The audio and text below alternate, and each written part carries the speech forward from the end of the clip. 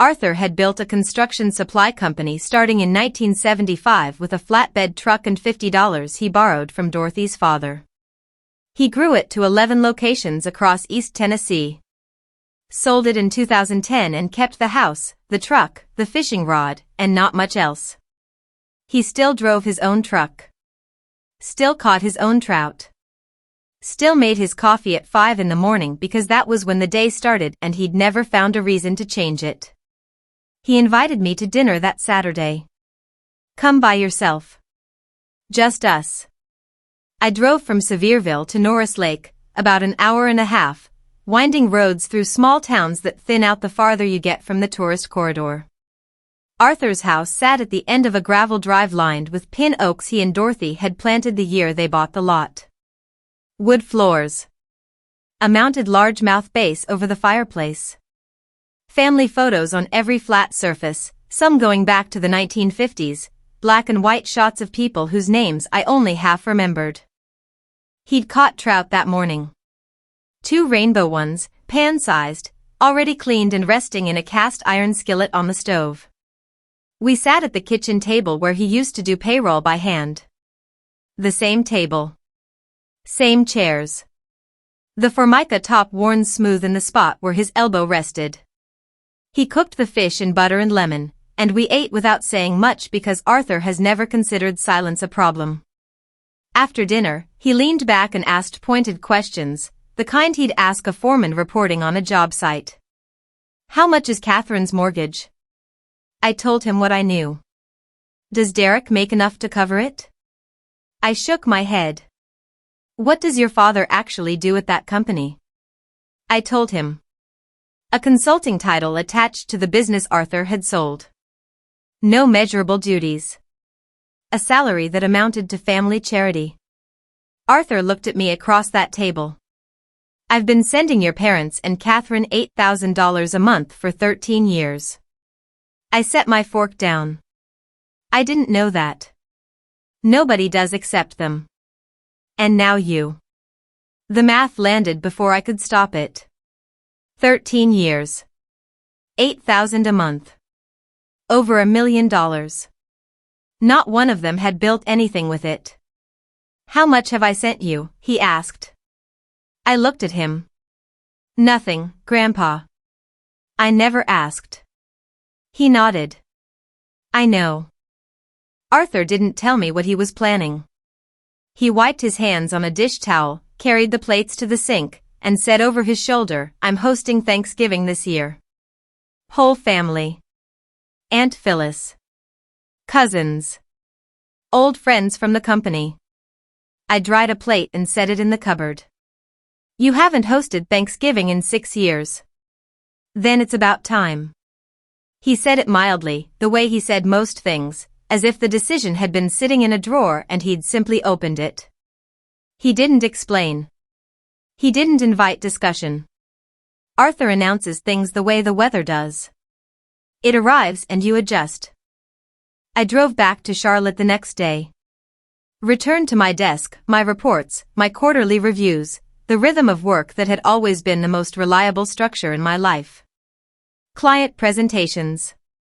Market analysis. Conference calls where people addressed me as Ms. Mercer and listened when I spoke. I didn't call my parents. They didn't call me. The silence between us was different now. Before Gatlinburg, it had been the familiar silence of a family that doesn't check in. Passive. Ambient. The kind you stop noticing the way you stop hearing traffic outside your window. After Gatlinburg, it was something I'd chosen. A border I'd drawn with no announcement and no negotiation. Just the simple act of not picking up the phone and not driving 4 hours and not asking whether I was needed. It felt strange at first. Then it felt like space. Then it just felt like Tuesday and Wednesday and Thursday. Each day a little further from the lobby. Each week a little less like something was missing and a little more like something had been returned. 6 weeks until Thanksgiving. 5 weeks later, my mother restarted the family group chat like nothing had happened. Thanksgiving at Grandpa's. Who's bringing what? She added a turkey emoji and a heart, and the casual cheer of it was so perfectly calibrated to erase Gatlinburg that I almost admired the craftsmanship. Catherine responded within minutes. I'll bring the wine he purchased, I knew, on the family credit card my grandfather paid, the one she'd carried since college. The one that had never once been declined because Arthur's money arrived every month like a tide. My mother assigned dishes. My father was doing his cornbread. She would handle the green bean casserole. Rosalind, can you bring your sweet potato casserole? Everyone loves it. I stared at the message. Excluded from a vacation. Told I wasn't real family. Informed by my father that I wasn't worth a hotel room because I didn't bring anyone. And now, 6 weeks later, expected to spend 3 hours peeling, mashing, seasoning, and baking a casserole for people who couldn't be bothered to book me a bed. The audacity wasn't even audacity. It was habit. They'd moved past Gatlinburg the way a river moves past a rock, flowing around it, over it, forgetting it the moment the current pulls them downstream. They assumed I'd do the same because I always had. I typed back, I'll be there. No emoji. No exclamation point. No can't wait or see you soon. My mother likely read it and thought everything was settled. Catherine likely read it and thought I'd gotten over my tantrum. They saw compliance. They saw the Rosalind who always shows up, always brings the dish, always drives the 4 hours. They didn't see the screenshot still saved on my phone or the ledger I'd finally closed. My mother called on a Tuesday evening 2 weeks before Thanksgiving. Her voice was softer than usual. Not gentle exactly, but lowered. The way people talk when they know they should say something difficult and are trying to find a version of it that costs them nothing. I know you're still upset about the trip. I was sitting on my apartment floor in Charlotte, laptop open, reviewing a client portfolio. I'm not upset, Mom. I'm clear. She didn't like that answer. I could hear her shifting on the couch, the leather creaking in the background. Catherine gets so worked up. You know how she is. Liam's been impossible lately, and Derek's hours at the dealership got cut, and she's under so much pressure. We just try to keep things smooth. I waited. Sometimes I think about what happens if your grandfather stops helping us, she said, and her voice changed, dropped lower, lost the performance. I don't know how we'd manage. I really don't. Your father's salary covers the basics, but not much else. And Catherine, she hasn't worked in so long, and Derek's commission keeps shrinking, and the house payment alone. She trailed off. For a moment, I heard my mother clearly. Not the woman who laughed on the phone while I stood in a lobby without a room, but a 58-year-old woman who had never worked, whose entire financial life depended on an 82-year-old man's generosity, who was afraid. That was real. I held it for a second. Then she finished. That's why it's easier when everyone just goes along. And there it was. The fear was real, but the conclusion was the same. Keep things smooth. Don't rock the boat. Give away my chair so Catherine stays steady. You kept the peace by giving away my chair.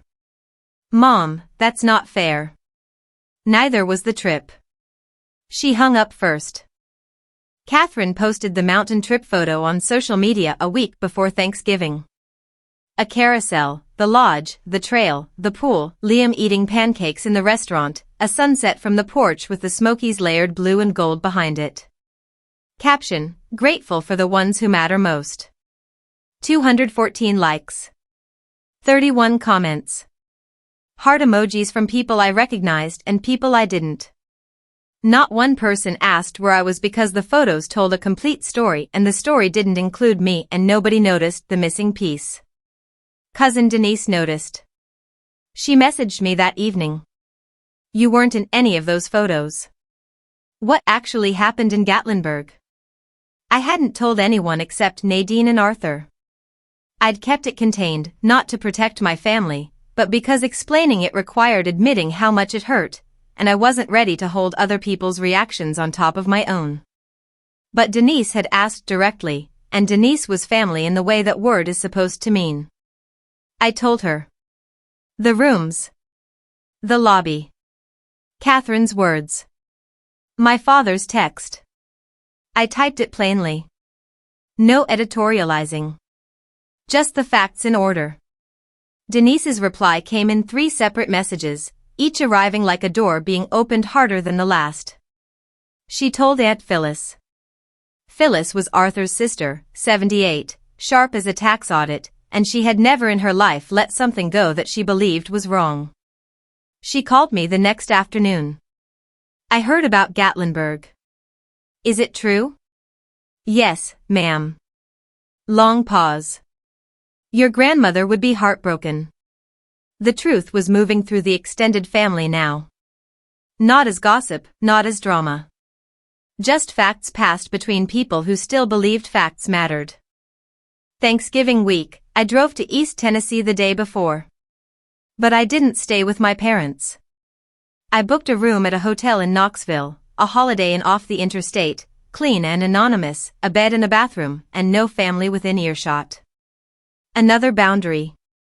Small and deliberate, like all the best ones. Thanksgiving morning, I drove to Arthur's house at Norris Lake and arrived early, before 8, when the mist was still sitting on the water and the air smelled like woods and cold pine. Arthur was in the kitchen making his grandmother's corn pudding from a recipe on a yellowed index card taped to the refrigerator with a magnet shaped like a largemouth base. The card had Dorothy's handwriting on it, small, precise, the cursive of a woman who'd been a schoolteacher before she married a man with a flatbed truck and a $50 loan. I helped him set 22 settings. Dorothy's china, white with a thin gold band, each plate handled like it remembered her hands. Arthur polished the serving forks himself, standing at the sink with a rag, working the tines until they caught the morning light. Guests arrived starting at 11. Aunt Phyllis came first, walker and all, driven by her grandson Craig. Uncle Gene in a flannel shirt that looked older than me. Cousin Denise with a pecan pie and eyes that found mine immediately across the living room. 2 of Arthur's old construction friends, men in their 80s who still called him Art and shook hands like they were testing each other's grip. Then the others arrived. My mother and father pulled up in the Buick. My mother carrying a casserole dish. My father with his hands in his pockets. Behind them, Catherine, Derek, and Liam. Catherine in a new cashmere coat the color of butter. Derek in a barn jacket. Catherine hugged my grandfather with both arms. Happy Thanksgiving, Grandpa. All brightness. All smiles. Dinner filled the house the way Dorothy would have wanted it. Turkey on the big platter. Arthur's corn pudding in the cast iron dish. 3 pies on the sideboard. Rolls in a basket lined with a cloth napkin. Arthur stood at the head of the table and said grace, and his voice carried the way it must have carried across job sites for 40 years. For the food, the family, and the truth. Amen. 22 people said amen and sat down, and the noise began. Forks against china. Ice in glasses. The layered conversation of people who share a bloodline and don't all see each other often enough to run out of things to say. Catherine held court. She told stories from the Gatlinburg trip, the trail where Liam collected 11 different leaves, the restaurant with the trout that fell apart on the fork, the morning Derek jogged 3 miles in the fog and came back talking about a black bear he probably imagined. She told them brightly, leaning forward, hands moving, the kind of storytelling that fills a room and leaves no space for a different version. Then she lifted her glass. I want to make a toast, she said, and the table quieted. To family. To the ones who show up for each other through thick and thin. She looked at me when she said show up. Not long. Half a second. Maybe less. But I saw it. Aunt Phyllis saw it. Denise saw it. Arthur, at the head of the table, cutting his turkey with the steady hand of a man who'd been cutting his own meat for 8 decades, looked up. He didn't say anything. He watched. I held my glass above the table for the length of the toast and then set it down without drinking. The wine sat untouched. The silence between me and that glass was louder than anything Catherine had said. After the main course, while the table broke into smaller conversations and Arthur's construction friends argued about the Tennessee-Alabama game, Catherine started talking about a boat for the lake. "Grandpa, Derek's been looking at one. A pontoon. Something we could all use." Derek picked it up. "There's a truck I've had my eye on too. A Silverado. One owner, under 50,000 miles. They floated these items casually, like balloons released into a room to see who would reach for them." Arthur chewed his cornbread and said nothing. I stood to clear plates. I carried a stack into the kitchen, and I'd set them next to the sink when I heard Catherine behind me. She'd followed me. Her voice dropped low, the register she uses when she wants a fight but doesn't want an audience. "Are you going to be weird all night?" I rinsed a plate. "I'm not being weird, Catherine." "Then stop acting like the victim. You left. That was your choice." I set the plate in the drying rack and turned to face her. "Because you didn't book me a room." Her jaw tightened. "You could have figured it out yourself. You always do." There it was. The family's operating system running its oldest program. Rosalind always handles it. Rosalind always figures it out. Rosalind doesn't need help. Doesn't need inclusion. Doesn't need a room or a chair or a place in the photograph because Rosalind always does. I picked up a dish towel, dried my hands, and set it on the counter. I looked at my sister standing in our grandfather's kitchen in her cashmere coat with her hand on her hip and her jaw set and her entire life funded by a man in the next room who'd started with a flatbed truck. I didn't say anything. I walked back to the table. Dessert. Arthur's lemon meringue pie. His recipe, not Dorothy's.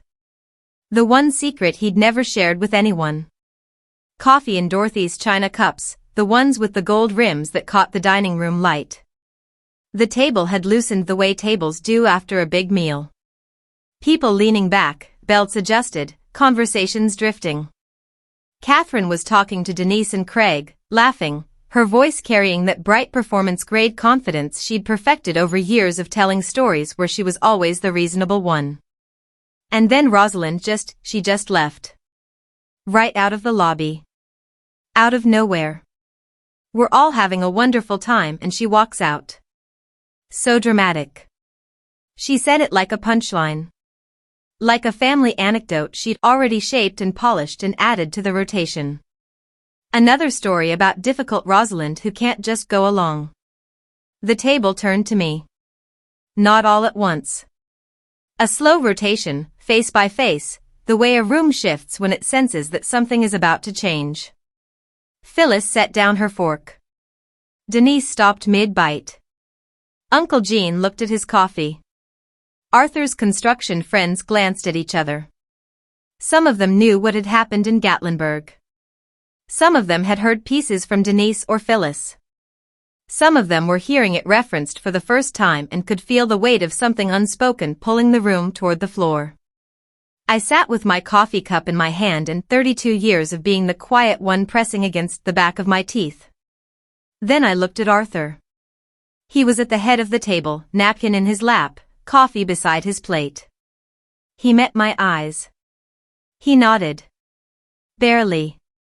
Just a small movement of his chin, the kind of nod you'd miss if you weren't looking for it. I wasn't looking for permission. I was checking whether he could handle what I was about to say. I set my coffee cup on the saucer. The clink of china against china was small, but the room heard it the way a courtroom hears a gavel. I didn't stand. I stayed in my chair, hands flat on the table, and I spoke in the voice I use for quarterly presentations. Level. Measured. The kind of voice that doesn't need volume because it has precision. Catherine, you're right. I left. 22 people went still. Forks stopped. Cups paused midway to mouths. Phyllis's hand settled on the table. But you left out the part where you didn't book me a room. I paused long enough for the silence to do its work. You stood in the lobby of that lodge in front of strangers and said, "We reserved rooms for the real family." Catherine's face changed. Not guilt. Not shame. But the sudden rigid attention of someone who hears their own words coming back at them from a direction they didn't expect. I turned to my father. He was sitting 3 seats down, napkin twisted in his hands. "And Dad, you texted me the next morning. You said, 'Mom says you can share Kay's room if you come back.' And then you wrote, 'We shouldn't book 2 rooms for someone who doesn't even bring anyone.'" I let the sentence land. My father looked at his plate. My mother's hand went to her mouth. Denise closed her eyes. Phyllis stared at my father with an expression I'd never seen on her face before.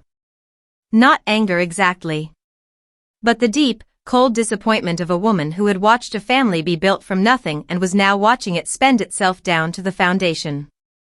I sat back. "I'm not asking for sympathy. I'm telling you what happened in front of people who should have heard it a long time ago." Catherine exploded the way a dam breaks. All at once. No warning. The surface calm giving way to everything it had been holding back. She stood so fast her chair scraped the hardwood and her napkin fell to the floor. "You are unbelievable." Her voice hit the ceiling. "You're going to sit at Grandpa's Thanksgiving table and play the victim? You left. Nobody made you leave. We were on a family trip and you threw a tantrum and drove away. And now you come here, to his house, and try to turn everyone against us?" Derek leaned forward from his seat, emboldened by Catherine's volume.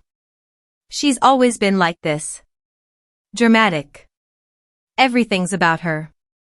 Aunt Phyllis cut him off with a voice that could have stopped traffic. "Catherine, sit down." She didn't yell. She didn't raise her hand. She said it the way you'd correct a child who'd forgotten where she was. And the authority in it came from 78 years of not saying things she didn't mean. My mother tried next. "This isn't the place." I looked at Catherine. She was standing flush to her collarbones, hands gripping the back of her chair. And I was sitting, hands still flat on the table, voice unchanged. "Catherine, you told me I wasn't real family in front of strangers in a hotel lobby. I'm telling the truth in front of people who actually know us. You can decide which is worse." She shook her head fast, the way you shake off a punch. "You've always been jealous. You can't stand that I have a husband and a child and a life. That's what this is about. You're jealous and you always have been." I didn't respond. I didn't need to. The room had already made its judgment. Not from anything I said, but from the picture in front of them. Catherine red-faced, standing, shaking, voice cracking against the rafters. Me in my chair, hands on the table, face still. The power had inverted so completely that even Derek had stopped talking. Arthur set down his coffee cup. Enough. That was all he needed. The room went dead quiet. Arthur stood slowly, 82 years old, and he took his time. Hands on the table. Weight shifting. The deliberate rising of a man who understood that standing up meant something and didn't waste it. The room waited. "I started working at 16, he said. Grocery store. Then a lumber yard. Then the back of somebody else's truck until I could buy my own. Built a company from a flatbed and $50 I borrowed from Dorothy's father. And he told me I'd lose every penny of it. I didn't. 11 locations. 40 years. I never asked for a handout and I never expected one." He looked around the table at his sister Phyllis, at his old friends, at the cousins and the children and the plates still holding pie. Then his eyes settled on Catherine, on my father, on my mother. "In 13 years, I've sent this family over $1 million. Rent. Car payments. Tuition." Catherine didn't finish. "Credit cards. A mortgage on a house you can't afford without me writing the check. The room didn't breathe. Not one person who took that money has built a single thing. He let it sit. Then he looked at me, and his voice didn't soften. Arthur's voice doesn't soften. But it shifted the way a compass needle shifts when it finally finds north. The only one who never asked me for a cent is the only one who turned out like your grandmother. He sat down, picked up his coffee, drank it. Catherine opened her mouth. Grandpa, that's not, I'm done, Catherine. Eat your pie. He said it the way he'd said 1,000 things on 1,000 job sites. Final. Clean. The period at the end of a sentence that didn't need a second draft. Catherine did not eat her pie. Nobody at that table moved for a long time. They left first. Of course they did. Derek gathered their coats while Catherine carried Liam, who had been playing in the living room, mercifully unaware of the drama at the table, and they moved toward the kitchen as a unit. Fast. The retreat of people who know the ground has shifted and want to get clear before it shifts again. I was rinsing a coffee cup at the sink when Catherine appeared in the doorway. Liam was on her hip, his face against her shoulder. Derek stood behind her with their coats over his arm. Her voice came out low and furious, a whisper that shook at the edges. Do you know what you've done? He's going to cut us off. You realize that? He's going to stop everything because of your little performance out there. I turned off the faucet, dried my hands on a towel. I didn't ask him to do anything, Catherine. You didn't have to. You just had to play the martyr. Had to sit there with your quiet voice and your sad face and let everyone feel sorry for you. I told the truth, I said, in front of people who needed to hear it. The same way you told yours in the lobby. She stared at me. Her mouth worked, but nothing came out. And I watched her reach for a response and find the shelf empty. Liam stirred against her shoulder, and she shifted him higher. And for a second, just a second, I saw past the fury to something underneath it.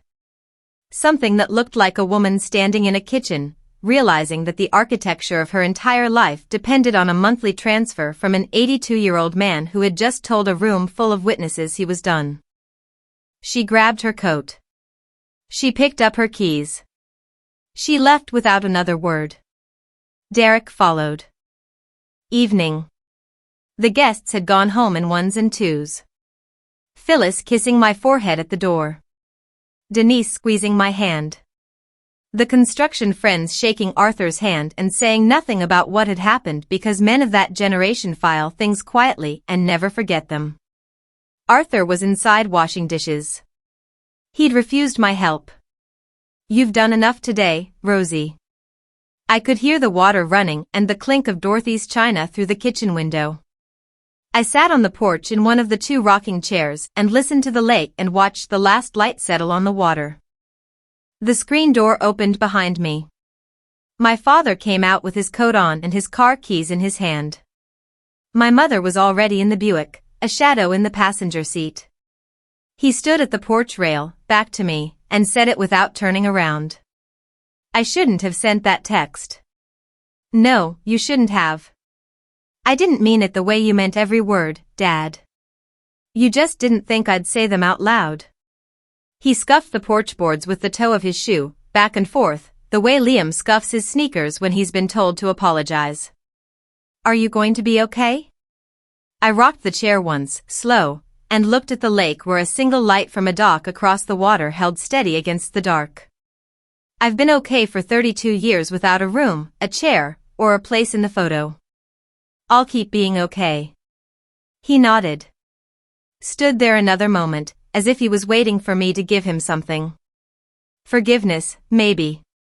Or permission to feel like the drive home wouldn't be the worst 2 hours of his life.